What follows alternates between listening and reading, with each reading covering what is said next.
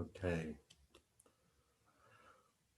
Okay, we are live. Welcome, friends. Welcome. A very special day today. We have my divine friends and Guru Bhais, my teachers, our support and leaders at Ananda Worldwide, Nayaswamis Jyotish and Devi, joining us for our satsang on Whispers from Eternity, this wonderful sacred book of answered prayers and poems. And this is part of a series of classes of interviews where I connect with people that share Whispers to a larger audience in some format or other, online or in person, or through blogs and other ways. And they share their kind of tips, what inspires them about it, and we bring our attention and our heart to this special sacred text.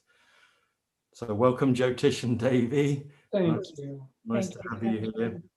I think Jyotish will begin with a prayer, if you would like to, just to start the energy of the interview here. Great. Heavenly Father, Divine Mother, friend, beloved God, great masters, Jesus Christ, Babaji Krishna, Lahiri Mahashaya, Swami Sri Yukteswar, beloved Guru, Paramhansa Yogananda Ji, saints of all religions, we humbly bow to you all. O beloved Lord and Masters, help us learn to pray effectively, and more important than our prayers, to hear thy whispers returning thy love and thy joy to us. We know that as we reach out to you, you reach out to us to make that connection ever deeper, ever more joyful, ever more profound. Om, peace. Amen.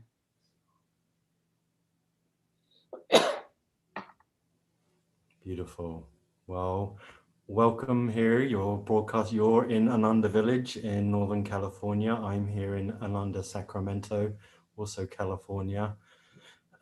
And we've kind of been connected for a few years. I moved to the village in 2012, and I knew you through Online with Ananda as it was just beginning in 2010. I think you did a couple of things online and we connected, and then we very kind of quickly, I kind of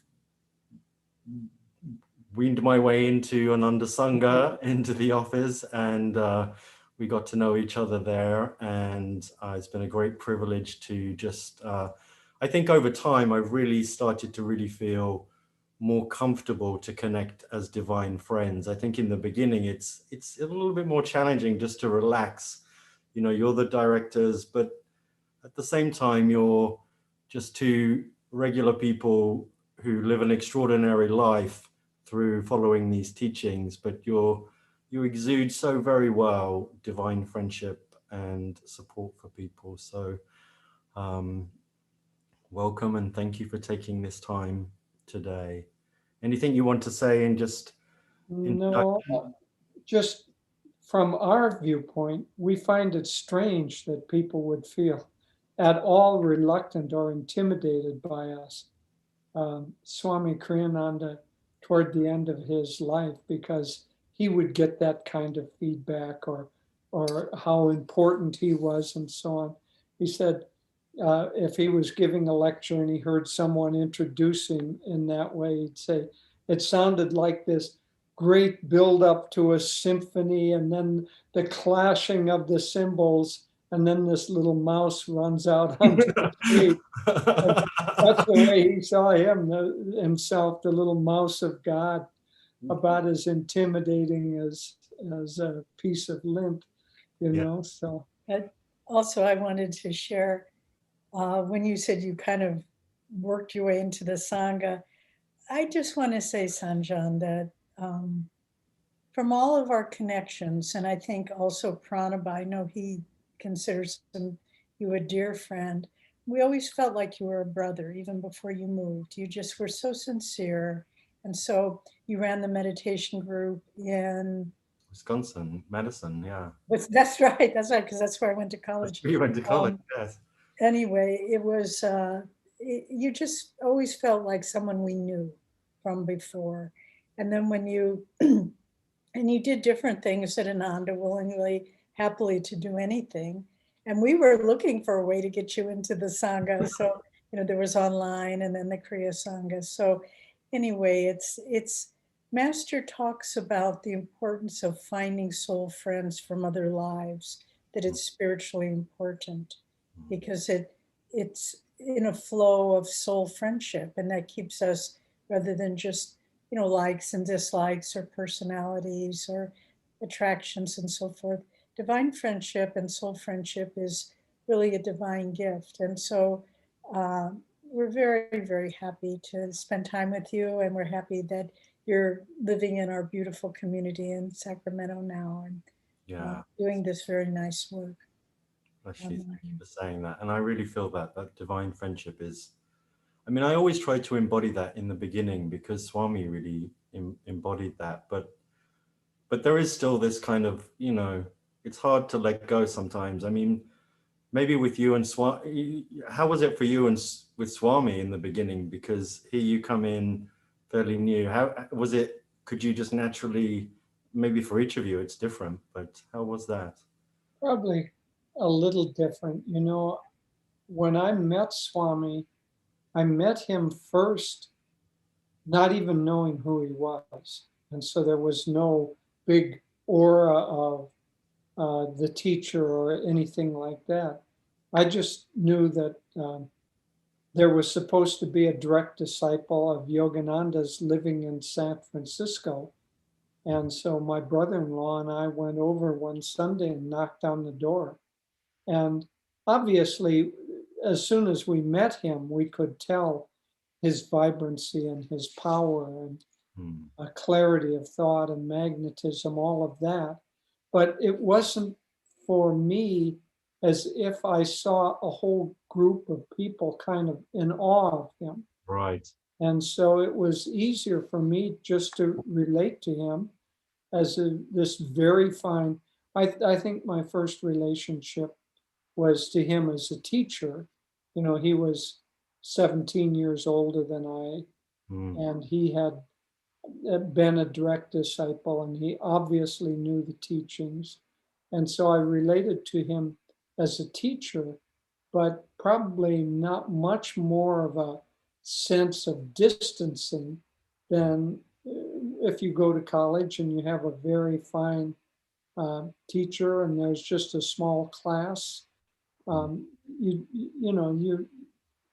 You have respect and you have a sense of acknowledgement of his knowledge and position, but it doesn't distance you very much. Yes. So I had probably, you fast forward 5 or 10 years, and most people would see him, and there would be a crowd of 100 or more people listening to him and all focused on him. And so it created more of a distance. I think if you'd come to know Davy and me at the time, roughly that we met Swami, there wouldn't have been any sense of distance at all. You'd have just felt, oh, another one of the couple of the guys that lived there. But Swami also, he had a beautiful balance because we always knew that he was not one of us, but in the sense that he was on a higher spiritual plane. But at the same time, he worked so hard to make us feel comfortable in his presence. I'll just tell two brief stories. One, uh, this was the first time I was ever in his presence socially. I'd been in classes, satsangs, Sunday service, and so forth. But he asked a big group, I don't know, maybe 20, 25 people, to go into Nevada City to see a movie. And I was part of that group. And the movie was the Walt Disney movie, Swiss Family Robinson, which I think I had never seen before. And I was just sort of puzzled. how does this great yogi want to see this movie? And so we all got our tickets and filed in, and somehow it ended up that I got to sit right next to Swami. And he was very enwrapped during the movie, engaged. And at a certain point I said, Swami, are you enjoying this movie? And he said, oh yes, I've seen it 7 times. It just blew my mind. But I came to understand because it's about building community essentially. But Wow. then another moment that was very precious to me, because I always thought that to be at Ananda, to be following this path, and you had to be perfect. You Mm. just had to be entirely competent and knowledgeable and, everything. Like me. It wasn't like you. But I just thought, you had to be real, yes, sir, okay, yeah, like that. So this was, Swami, the person who usually brought him his mail from the central mail room, uh, had another engagement. So they asked me if I would bring his mail to him. And I was happy to. And they said, don't talk with him. He's writing. Just there's a little table by the door. Just put the mail there and leave. And I said, okay, I can do that. Because I was a little intimidated just to go over to his house by myself. And so I knocked on the door. He was at his typewriter in those days. And he'd come in, and I just said, here's your mail, Swamiji. And I just started to leave. And he said, oh, could you make me a cup of coffee? And I said, certainly. But I didn't know how to make coffee because I didn't drink coffee. And I thought, oh God, this is the moment of truth. He's going to see what a total idiot I am. And so I went up into the kitchen, and I knew it had something to do with boiling water. So that's as far as I knew. So I just started boiling water, and it was boiling in a pot, and it was sort of going down and down. I can't believe I was so stupid. Anyway, at a certain point, the water was almost boiled away. And Swami came up into the kitchen, and he said, he looked at the water and he looked at me, and it took him a minute to understand what was going on. And then he said, don't you know how to make coffee? And I just said, this is the moment of truth. He's going to ask me to leave. I don't think you're really ready for this path. And I said, no, Swami, I don't. And he just started laughing. And he just gave me the most kindly, fatherly hug. And that was a huge breakthrough for me. Yeah. Because I grew up in a family, and my educational system was all performance standard, had to win love. Yeah. And by how well you did. And here I was being a total idiot. And that was the first personal connection I had with him. So that was a big moment for me. Yeah. Well, thank you for sharing. I had 2 moments where one was we were preparing for an evening with Shakespeare. The younger generation were making it, and it was very simple. We were putting some stuff in the fridge in his apartment because we didn't have enough space upstairs. And he just came out and he was making room in the fridge for this, I think it was spinach or lettuce. And it was just very kind of, he was just relating to us where we were right then and kind of just trying to help out. And it was just very sweet. And then the other time was I was serving food at a satsang, and I was walking down a stairs in the Crystal Hermitage Dome. And Swami says to me, it's like 40 people. I think it's connected to the movie or something. And he says to me, so you're Justin, I keep hearing your name. And without even thinking anything, I say, with no thought at all, I say, that's funny, I keep hearing your name. Good response. I bet he loved it. And well, the thing was, everyone laughed, but he didn't hear it. And I felt so embarrassed that I'd said this thing that I didn't actually connect very much with him in that moment. I was too embarrassed that, it was just one of those moments. But yeah, at the end, his hearing was bad. But if he would have heard it, he would have laughed. Yeah, I can guarantee you that he would have laughed if he had heard it. Absolutely. So, well, beautiful stars. Thank you for sharing that. And now we'll come to Whispers from Eternity. because you've been with Swami from, moved to Ananda, I guess you helped create Ananda Village Jyotish, and you moved to it, Devi, in 1970? 69. 69. So there was no books at that time from Swami. Did Swami through those early years mention whispers? Was it something that came up, or not really? Yeah, no. First of all, there were very few books from Swami. He had one which was at that time called Eastern Thoughts, Western Thoughts. Mm, It was little sayings, philosophical sayings. And he had published cooperative communities, how to start them and why, Yours the universe. and Yours the Universe. So he had a few books. And in fact, one of my early jobs was helping him print and right. then distribute those.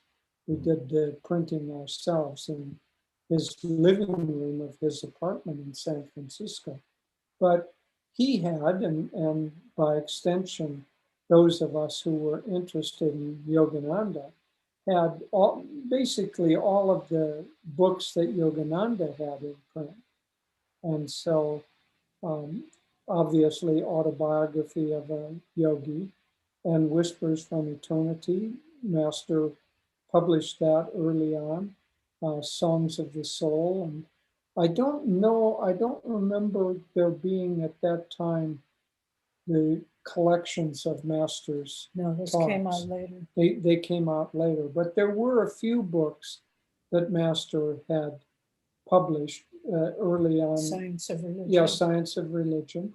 And so I think I had all of those, and Whispers was among those. And so I don't really remember my first introduction to Whispers, but it would have been probably in 1967 or 1968 that I would have acquired that. Yeah, and did so no special mention from Swami about it as such at that point, or how much it had touched him, or anything like that? He may have mentioned it, but it doesn't stand out in Okay. my mind. Yeah. His focus really throughout the years was more on what he was doing, what he was writing. Yeah. And so that would have been more the focus. It would have come up maybe in a lecture, maybe in some casual conversation, but it wasn't so poignant that it stood out. And I remember, oh yes, I so remember what Swami said about Whispers. It was part of the general background of absolute discipleship to Master. Yeah, I think he emphasized the autobiography a lot more, and would share stories from that and use it as illustrations of the teachings. But in a certain way, Whispers is something that you need to kind of grow into. It's really, and I think that's why people now are picking it up with such interest and such inspiration, is because you need the deep attunement and discipleship to really draw what Master created in that book. Yeah, I mean, for myself, just, I tried in the beginning to really connect with it, and I could sense its power, but I couldn't really get the depth that has come. And so I agree with you there. And so, Oh, that's a relief. sorry. You said, I agree with you there. I said, whoa, that's a relief. Well, it's good to get my stamp of approval, So when did you start to, I mean, you're recently, Jyotish, in a talk on January 5th for Master's birthday, there was a celebration for Yogananda's birthday, which we celebrate every year. In that talk, you share about that you're going, share about Whispers, that it's one of the three scriptures that Master was highlighting, and that you were going to practice it every day. So, and there'll be a link to that talk below, as well as Jyotish and Devi's A Touch of Light blog, and the books that they, of those blogs, and other books that they have authored. But so what was it that drew you to it then? Had you, during your years leading up to that, kind of been touched by it, or because you were kind of so busy building a community and leading people? What's the relationship with Whispers for both of you, you know? Yeah, well, you know, the Whispers has such a wonderful and deep introduction to it. Does. And so I think I probably at the beginning related to that more than I did to the prayers themselves, because it was as if in that Master was opening up the whole world of how to pray and what prayers are and how they can be effective, and all of that. Then the prayers themselves, to be quite honest, it took me a while to get into them. They seemed a little antiquated to me. There were a lot of these and thous and shouts and so on, which for a person of my generation growing up in America seemed to come from someplace that was fairly far away. It was either, you know, antiquated, almost colonial American English, or it was some sort of a way that people talked, but nobody that I knew ever talked like that.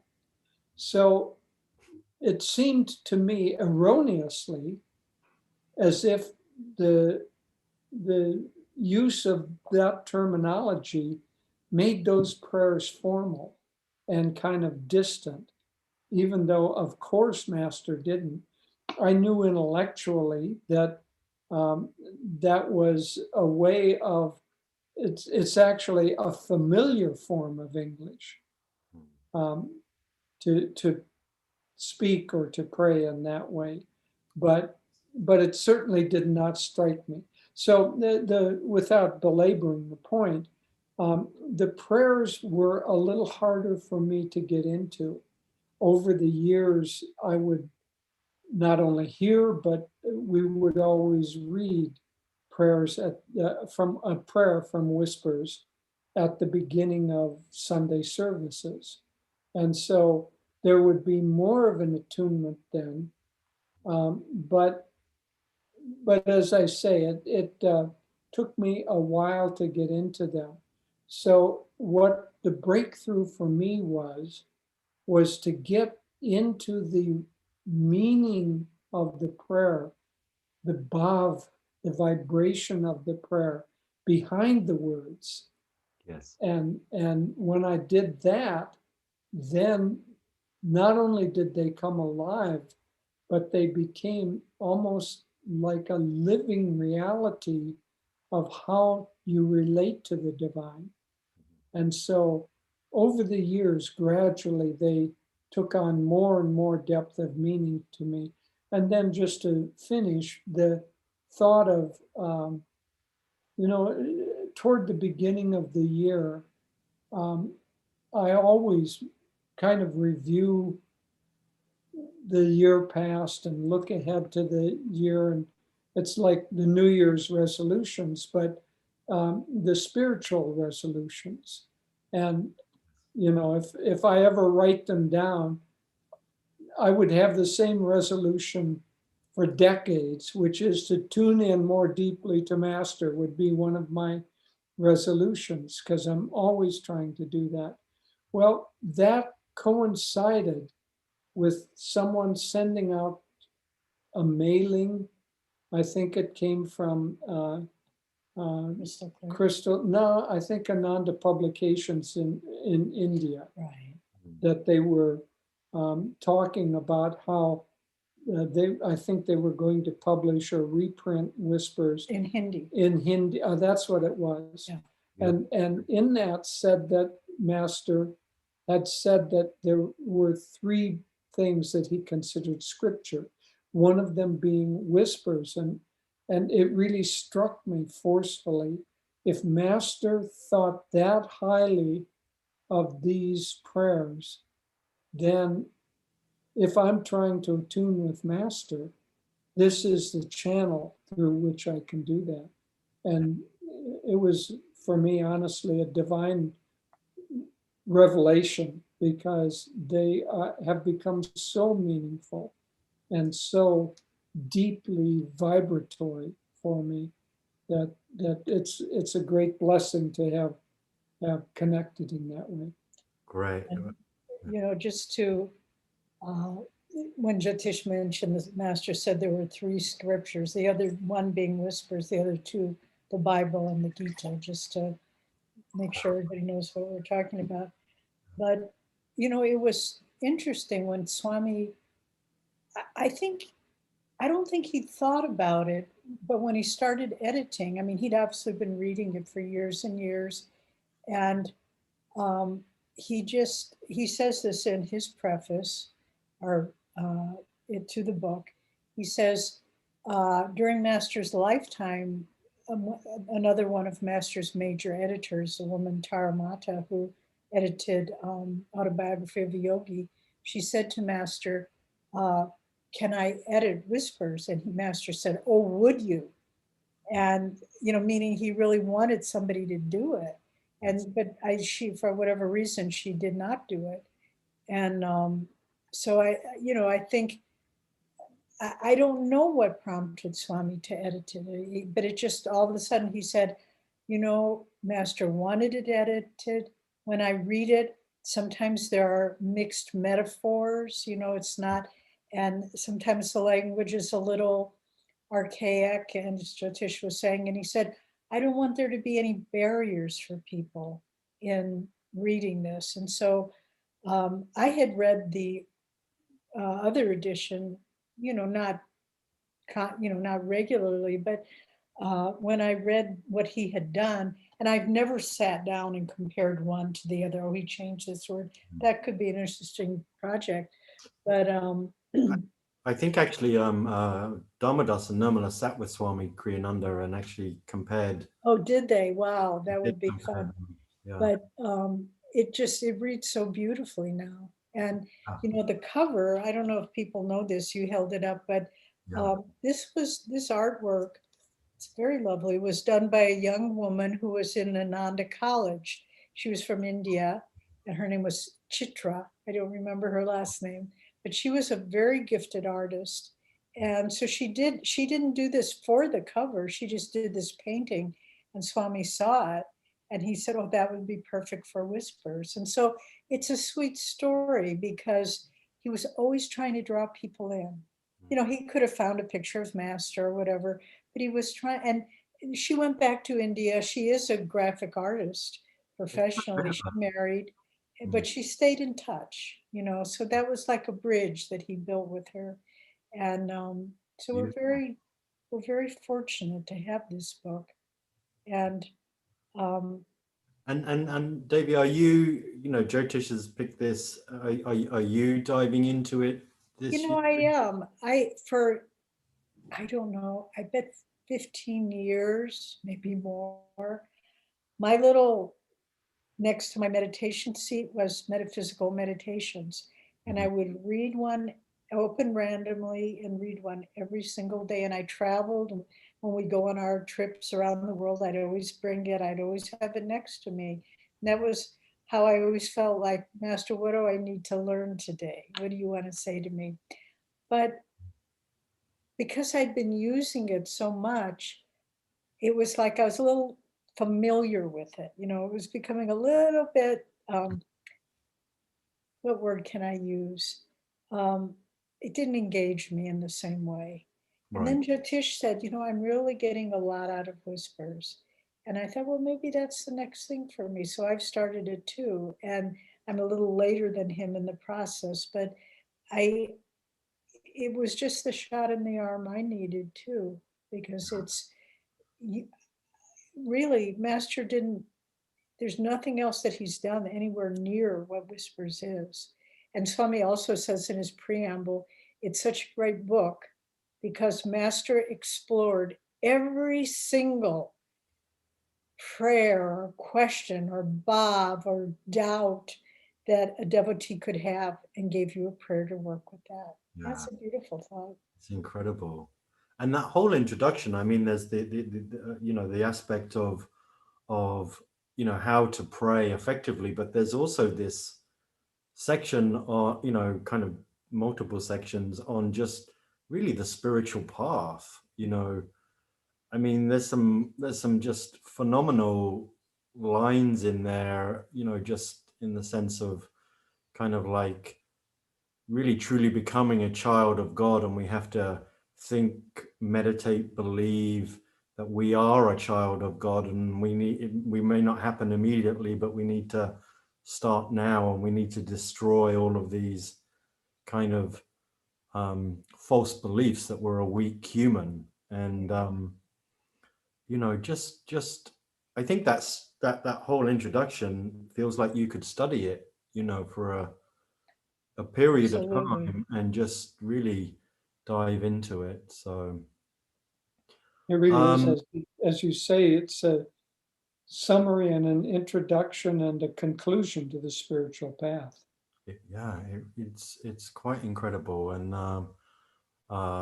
then even at the end, I don't know if you've gone into the ending at all. I've gone into it less than the introductions, but there's that kind of 3 sections. I think it's I can't even remember what it's titled, the Cosmic Dream or something. And Yeah. it's just talking about how everything was created through God, Yeah.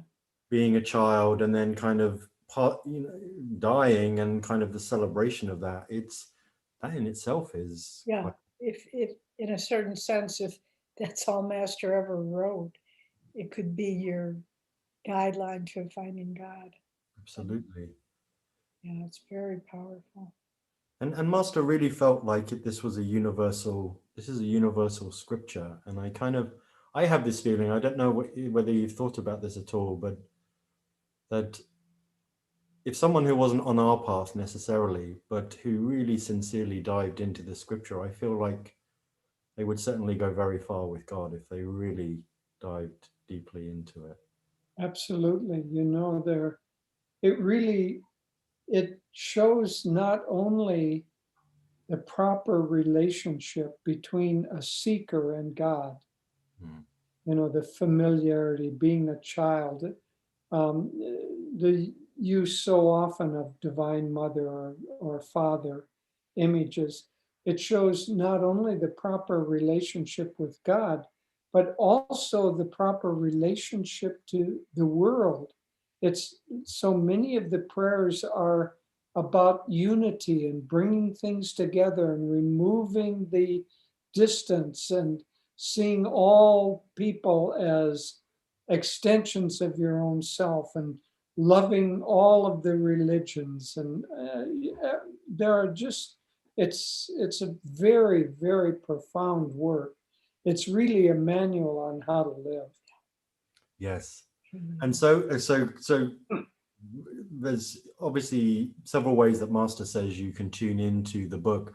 The way I think that you're tuning in, Jyotish, is that kind of almost the last page of the introduction, where it's kind of developing cosmic consciousness, where you take one whisper a day and kind of, practice it, bring it into your meditation practice. How is that? Is that what you're doing? Yes, what I've been doing, and it's working quite well for me, is that um, I meditate and do all of the techniques. And then after doing the techniques in meditation, I try to commune very deeply with the light of the spiritual eye, the sound of Om, whatever it is that allows my consciousness to go deep and expand into a universal as opposed to personalized. It's just the way I'm built. I like to do it that way. Yes. And then toward the end of my meditation, as my mind begins to, it's almost like I'm not done yet, but I can see that I'm going to have to wrap up pretty soon. Then I take the book and I read one of the whispers, Mhm. and I'll read it typically several times. Mhm. And first I'll read it through, and then I read it through a little bit at a time, and I try to catch the really salient thought in here.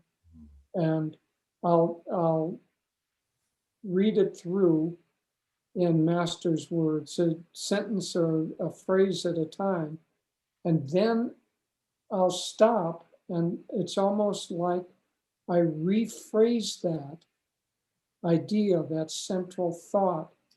You know, it might be, that I'll read one later on, but it might be that I don't want any memorized or formal prayers or just repetition to be my prayer. I want it to spring from my own sense of devotion. And so I'll take that salient thought and then I'll try to rephrase it and relate to it deeply. And so I try to get inside of what Master has done, but also how that what Master has done in that prayer resonates and relates to me in where I am, where I'm trying to achieve the same thing. Which is really important, which is what Yeah. Master has said to do. Beautiful, very well described. I just love that. Beautiful. And then, so do you follow on? Like, did you start at number one and you go to number two, or are you? I started that way, and then I'm still going progressively, Mhm. but there have been a couple of times where I haven't wanted to progress. Mhm. You know, I Yeah. didn't feel like I wanted to be pushed by the fact that today is the 32nd day, and therefore I have to do the 32nd prayer. Mhm. That seemed, I mean, I started out, as I said, doing that, but after, I don't know, a week or so, it seemed a little bit artificial to do it that way. But I am going through sequentially through the prayers that are in there. And there may come a point at which I will begin to skip around, Mhm. but I don't want to skip around yet, because I suspect that when Master wrote the prayers or put them, that there was a sense of order in his consciousness that helps the devotee develop in a certain way. So I don't want to say, oh, I don't need that attitude. I got that one down pat, so I'm going to skip ahead. Yes. So I am going sequentially, and then it may be in a year or two that I'll do what Devi had been doing with, metaphysical meditations, where I just open it randomly, Mhm. because I'm now kind of more familiar with the flow. Yeah, and it's interesting because I do also have this feeling. I am not. I haven't been following it sequentially, but I do know I want to get to that stage at some point, and I do have this feeling that even though in some ways it doesn't feel like, it's in some ways you could say it's random, but I do also have this feeling, Master, is probably there's a divine order to it that really does build upon it. Amazing. Yeah, if nothing else, Master didn't work from logic the way that we work No. from logic. So we, with our logical minds, we might say, oh, it would be better to order it this way or that way. Yeah. But Master worked from pure intuition. And this especially, he's being guided by God Mhm. and by the God within him to express this. And so if there was an order to how that intuition and inspiration came to him, I don't want to lose the, I don't know, the value and the potential of that by arbitrarily letting logic intrude and saying, oh, whatever it would be. Yeah. Well, we'll come back to a moment. David, do you want to say anything just about? Yeah, just for a moment. I was trying to find, forgive me for kind of pulling away. I was trying to find a certain poem, and anyway, yeah, it was interesting for me because this is a little bit personal, but before Jyotish mentioned that he was connecting with whispers, one morning I was meditating and asking God to help me. And at a certain point, I thought, I'm so tired of coming like a little beggar to God. Oh, help me, help me, help me to go deeper, help me to love you, help, please let me feel your love. And I just thought, I'm not sure that's the right attitude. And I want to come to God not asking, but giving. And then then I read that whole thing about the prayer demands. And I thought that's exactly what I was trying to get at. That and I could feel a greater depth in meditation before I read what Master had written, when I stopped begging and I just said, Master, I feel your presence within me. I feel your strength within me. And from that place, I reach out to you. And I could feel like he was saying, yeah, that's the way to do it. That's better. And then when I read that, it was like, yeah, so it's really, it's a very subtle shift, but it's very important for people's sadhana, I should say, for their relationship with God to come as this is my birthright. I am your child. Um, I'm not some foreign stranger immigrant that's come to your shores, homeless, begging. But no, I'm your child, and I know that you want to help me. So actually, that was a real breakthrough for me. And then that little shift, and then when I, read the whispers, then um, I try to do them in that same way, from a point of inner strength, not from a point of beggarliness. And what I was trying to find, and I think it's in Songs of the Soul, it's not in Whispers, but Master's Book of Poems, but the poem When I Am Only a Dream, when Yes. he talks about, after he's gone. And he says in there, read my whispers from eternity. Silently, I will speak to you through them. So, that's a pretty powerful statement. It's a great way to tune into him. Yeah, and it's very interesting. I don't know what to say, but it's very interesting seeing, when Swami passed. And this is kind of sounds totally different, but when Swami passed, you guys, both of you guys, you both had to step into this role, and I can imagine that was, well, I don't know how it was, but I can imagine it just was quite a lot all at once, everything, even though you knew it was on the cards. But just how you've kind of stepped into that role, you've kind of become these, I think in the beginning it might have been just, you're kind of like all the responsibility of all of that. But who you really have become is just like, now you're the child, you've accepted the divine inheritance, and it's not like an ego, it's just you're in that role and being what God has asked of you. And it's kind of the same thing with what you're saying there. It's kind of like we have been given, we are children of God, and it really is just accepting that. And it seems very subtle, but it's a massive difference with how you kind of relate to your spiritual path. I don't know if that made any sense, but Of course it did. Yeah, it did. You know, it's almost as if we have two minds.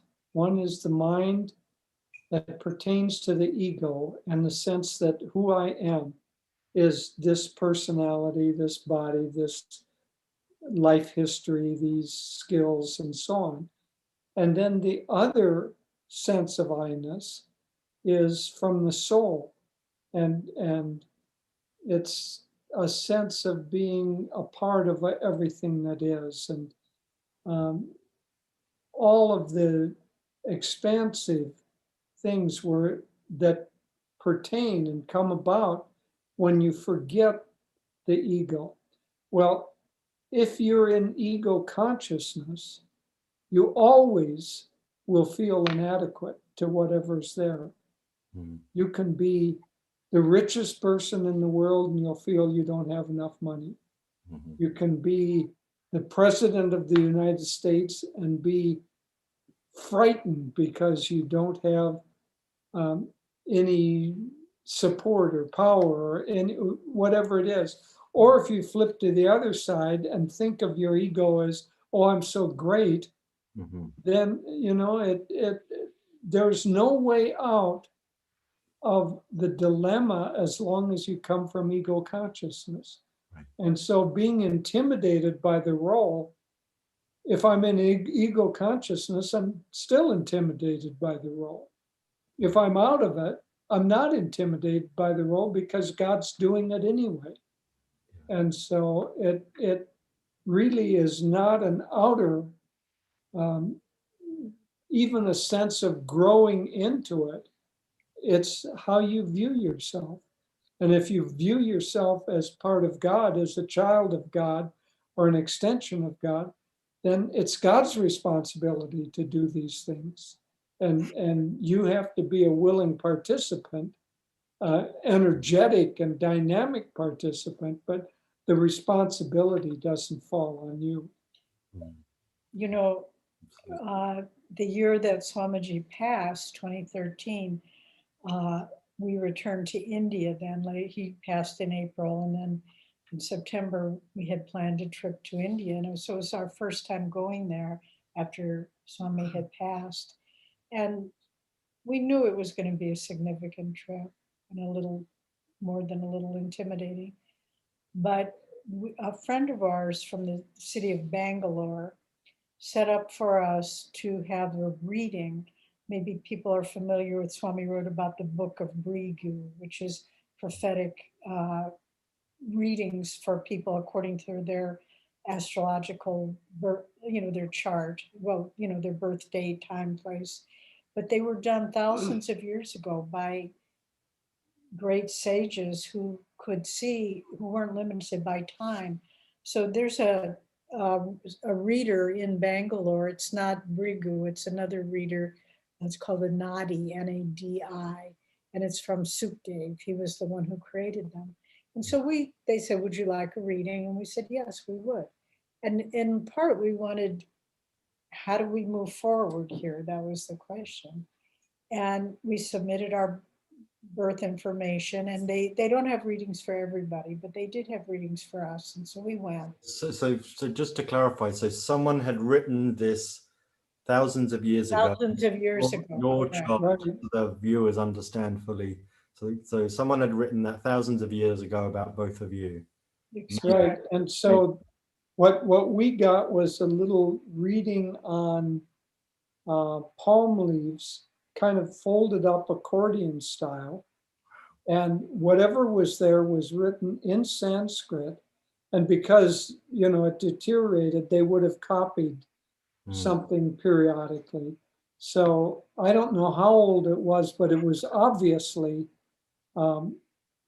long pre-existing our coming there. And Swami had his Brigu reading tested and wanted to know if it was modern. And the professor who tested it said something to the effect of, "Oh, this is Not that old. not that ancient at all. I doubt that it's more than 300 or 400 years old."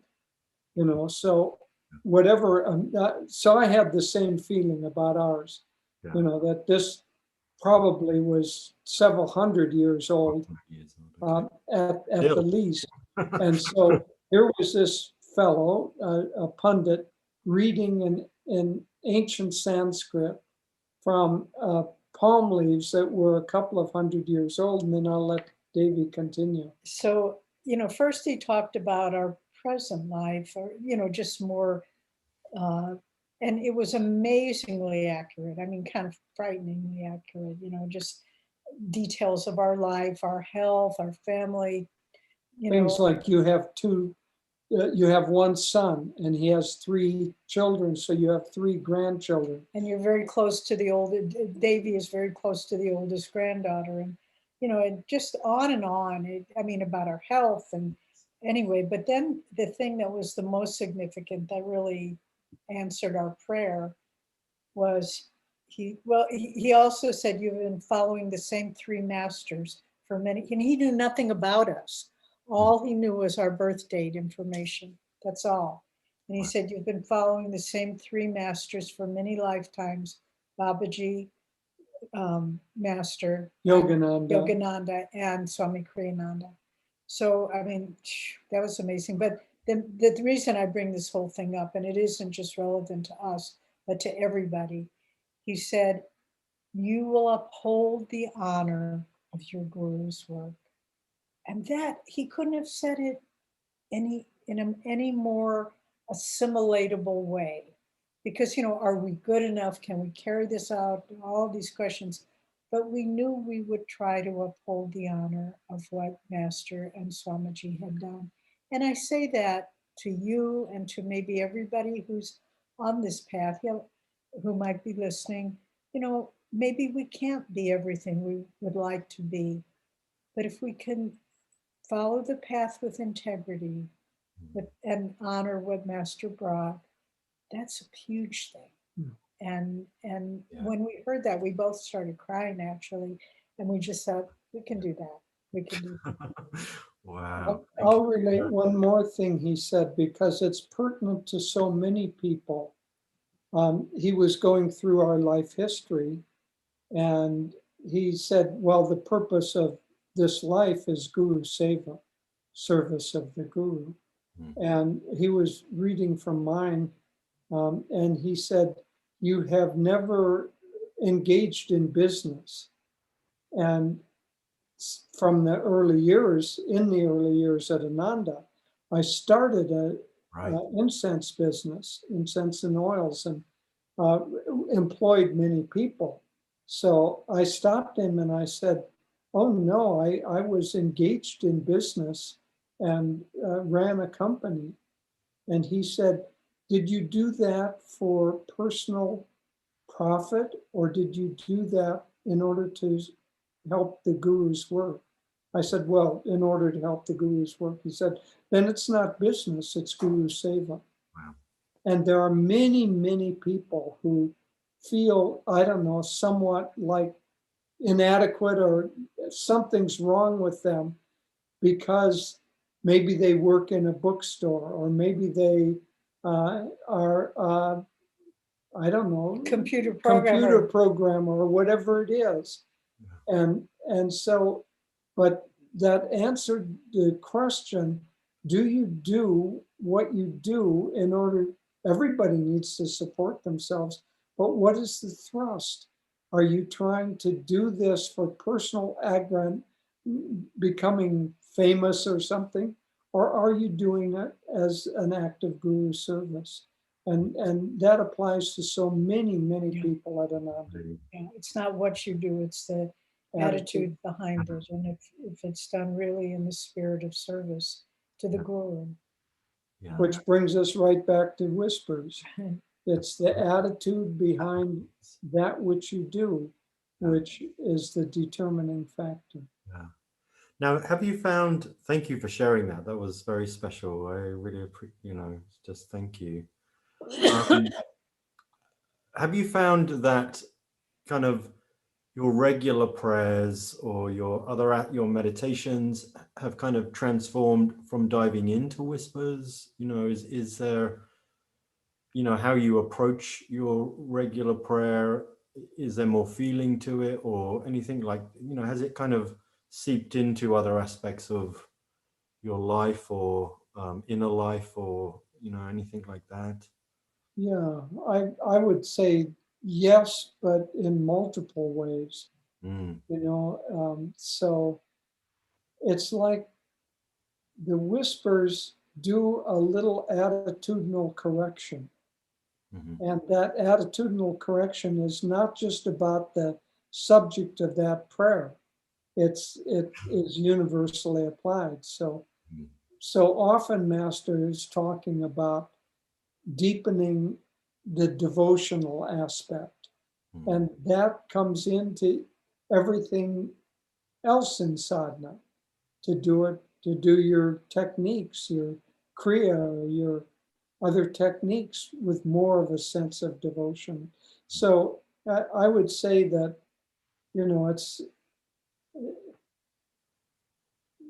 getting into one of these whispers is like taking a bath in the Ganges. When you get out of the Ganges, that bath, the water from the Ganges drips all over everything else you touch. And so it's kind of like that. a wonderful way to describe it. Beautiful. Davey, any thoughts for you around that or? It just, what we're all striving for is a sense of deep personal, I should say what I think what we're all striving for, it's certainly true for me, is a deep personal connection, in fact, even intimacy with the Guru, where you feel like he knows me, he's speaking to me, he knows what my problems are, he knows my challenges, my tests, and when I read them, it's like he's speaking to me. And then that helps me just to it just deepens your guru disciple relationship because you just feel like, wow, he's speaking my language. And it's like it's not coming, it's not like reading a book that somebody else has written. It's like, wow, that's what was in my soul. And he just Right, put words to it. So again, you just feel like, wow, this, it just brings the guru and the disciple much closer together. right. Thank you. Now, do you want to, is there a whisper? Would you like to read a whisper or we're kind of Yeah. coming towards the end? Um, is there one that's been speaking to, your heart or? Yeah, this is one that just came up 2 or 3 days ago, but it really struck me. So Hmm, I'll just read it. It's quite short. It says, I will not offer unto thee mind-made hothouse songs. I will sing a song uninfluenced by the voice of any others. I will offer thee my own pristine heart melodies. I will sing thee a song unheard by any. I have nurtured this song child myself. Now I bring it to thee for higher training. It's a beautiful line. I have oh, nurtured this song child myself. Now I bring it to thee for higher learning, higher training. I will offer thee no intellectual, premeditated, art disciplined song. What I offer thee are the wild songs of my heart. I will offer thee not civilized, emotion packed music or artfully cultivated songflowers, but wild blossoms that grow on the high hills of my soul. Just a loves to sing. beautiful. Oh, I it's mean, incredible. Beautiful. that's one that I read over and over and then tried to get behind, and it was very impactful because I as I read that, I found that probably most people, get into a kind of a habit pattern of repeating a prayer that's been repeated over and over and over again. And it's almost like a musician who can play the guitar and they're strumming a song, but it's muscle memory that's strumming the song. And they're thinking about something else or talking to somebody, and the song itself is no longer really relevant. And here Master is talking about, I'm not going to offer you any of those prepackaged songs of that way. Beautiful. Thank you for sharing that. Well, I could go on, but I think you're both very busy people. I just wanted I'm going to mention an event that you had mentioned in a moment, but any last thoughts to people just about Whispers, what I think maybe you've said everything, but if there's anything to say. Just use it as a vehicle to deepen your relationship with God on a very personal level, because it's a very personal scripture. Yeah. And he created it that way. Thank you. Yeah, that's what I would say too, that Master is not someone outside of any of us. He is our own higher self. And so these are not prayers done by somebody outside of ourselves. This is our own higher self putting into words the longing and the thoughts and the questions and the doubts of our own heart, our own soul. And so these are your own higher self speaking to you in words that you can understand. Yeah. It's like it's a lamp lighting us on the spiritual journey. Master's ahead. A wonderful way to close this interview. Thank you for taking the time. Now you have a live event which I'll put I'll put all the links that I mentioned at the beginning to your blogs, etc. But you're also doing an event in India, but you'll be here in America, and that's on the 6th of March. I think it's 8:30, we think Californian time, and whatever time it is in India. At night. Yeah, 8:30 in the evening. It's 10 o'clock in the morning. Sunday in India. That's for Master's Mahasamadhi. And it'll be lovely. I hope people can join us. Nayaswamis Jaya will be at the Temple of Light here at Ananda Village, and the three of us will put it on. Well, I'll get that link from Jitendra, and we'll put it below, and hopefully everyone will join us. Thank you so much, Jyotish and Devi. It's been a very special time with both of you, and I look forward to continuing on this path with you and exploring our inner whispers as we move.